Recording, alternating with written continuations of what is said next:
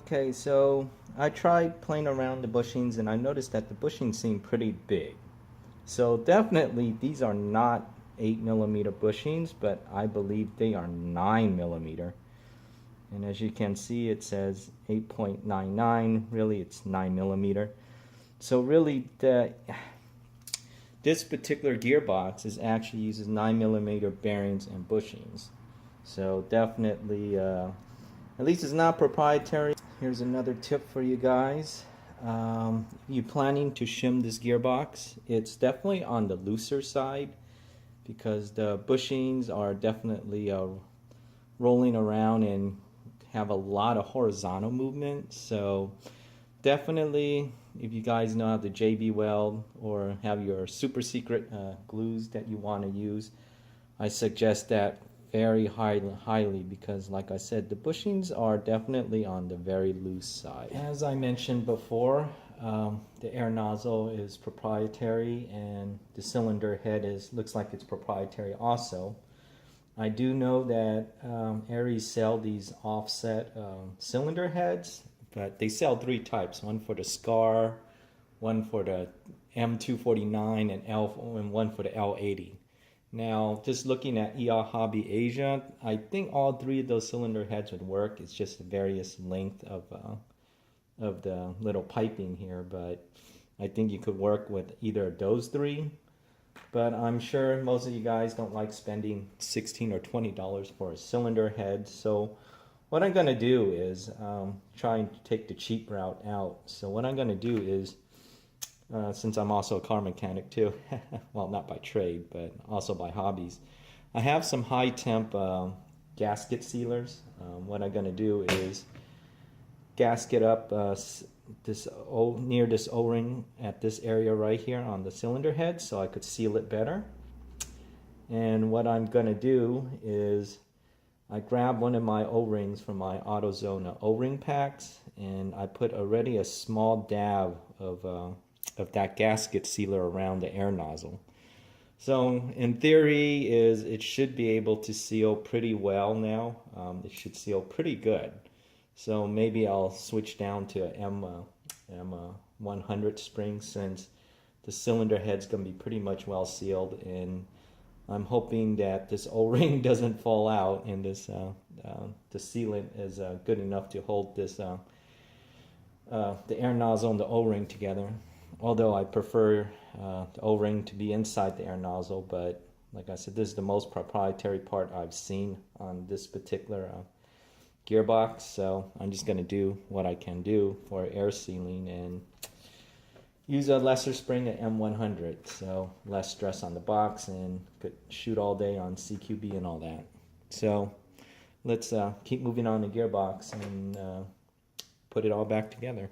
Here's the test, compression test, to see if the RTV is doing its job.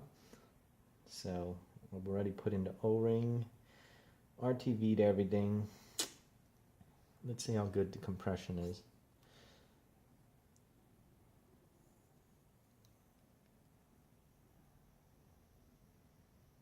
Pretty good. Just a very, very slight leak I could hear from the air nozzle, but I'm not putting a lot of pressure because I just, like I said, only let about 2 hours for the stuff to dry, so I don't want to push my luck. So it's not quite as good, the seal's not quite as good if you bought an O-ring, SHS O-ring and for the air nozzle and a double O-ring cylinder head, but it comes pretty close. I'd say about 90% close. So let's quickly go over what we're going to do before we seal up the gearbox, or actually what has been done. I changed out, like I said, the 603 Prometheus Type R barrel. It's 208mm with a Reeps bucking. Tightened up the hop-up unit so now it's nice and straight when the nub comes down. We know that the spring guide, well, watch the magnet, the spring guide looks like you could use those M4 ball bearing ARES plastic spring guides. It looks like you can, but for our VZ.58, I'll probably leave that out right now. I might change that out later. We are going to use the Matrix Sonic 5000 motor. Already test fit it. You have to reuse the stock motor spring, so it allows you the height adjustment. So that's no biggie. Compression wise, on the gearbox, I put on an O-ring on the rear end of this air nozzle. Got that O-ring from, like I said, my trusty AutoZone O-ring pack. And I use RTV, red RTV, to glue it onto the air nozzle. And I used the red RTV to seal up the head cylinder. Tested the compression. I showed you earlier. Definitely nice and stiff. Not as stiff as I want, but it'll do for what I'm given to do.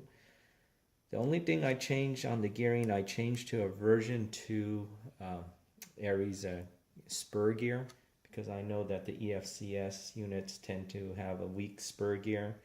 So I'm going to use the ARES version 2 spur gear. That one's so far has done pretty well for me. So those are pretty strong gears, at least I think they are. But we'll find out when we play with this thing long enough. And now next step is sticking it back. Oh, one more thing. I did have to reshim the gears, and I did button down the bushings and bearings. So keep that in mind. It's a very loose fit if you don't really glue it down. So the bushing and bearings are moving, like I said, horizontally a lot. So button them down. You're going to definitely have to reshim it, and we'll put it together. My anticipation of all these modifications have done, it'll probably shoot about 340 or 350 FPS on an M100 spring, and RPS is probably going to be 20. So we definitely have to give it a try and see what all these mods do.